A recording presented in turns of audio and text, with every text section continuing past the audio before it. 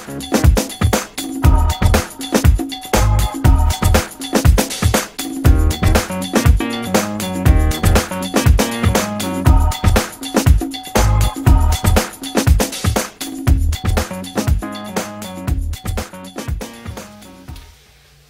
everybody. Why is a positive attitude so important? I'd like to share with you a very interesting story. In the 1950s, there was a large shoe consortium in the United States and Canada that owns a whole chain of very successful shoe stores. And they were looking to expand their sales into a new frontier. And they sent two of their best salesmen to Africa. So the first salesman, after being there for a week, sends a message in saying, "People here don't wear shoes. I'm coming right back. There's no prospects of making any sales over here." So they haven't heard from the next salesman for about 4 weeks. Finally, he writes back and saying, "Send me 15,000 shoes. I'd like to start a whole chain of stores. I'm getting.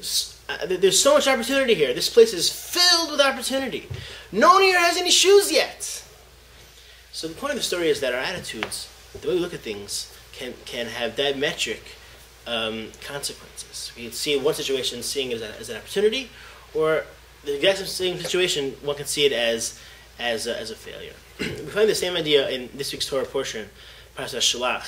You know that the Torah talks about the famous catastrophe of the spies. The spies were sent to check out the land of Israel, and they came back and said, "Eretz ocheles yashveahi." It's a land that devours its inhabitants. It's a horrible land.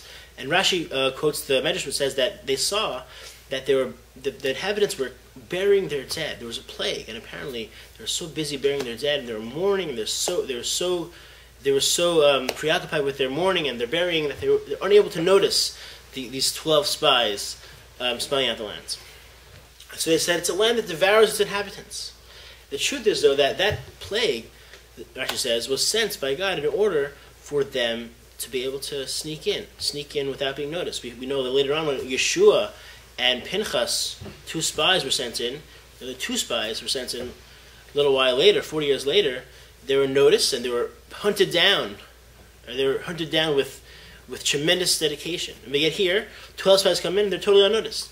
So the point is that in truth, Hashem brought this plague in order for the spies to go unnoticed, for them to be successful, but they interpreted it as a sign that the land was a terrible land.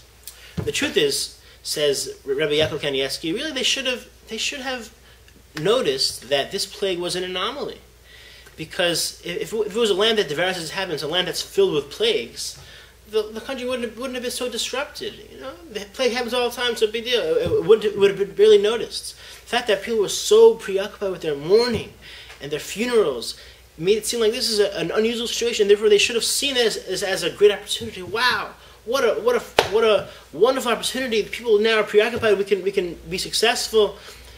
The lesson we can learn from here is that our attitude shapes our beliefs. The spies came in with a negative attitude. They came in with an attitude, says Rashi, they're trying to find what was negative about it. And therefore, the first opportunity they saw for something that's negative, they were able to interpret that as being a negative thing, where in truth, if they would have went with a positive attitude, they would have interpreted that situation as being a very positive thing. Therefore, the lesson for us is, at a time when the news is gloomy, people are talking about, the bad economy and the declining role of the United States on the world stage.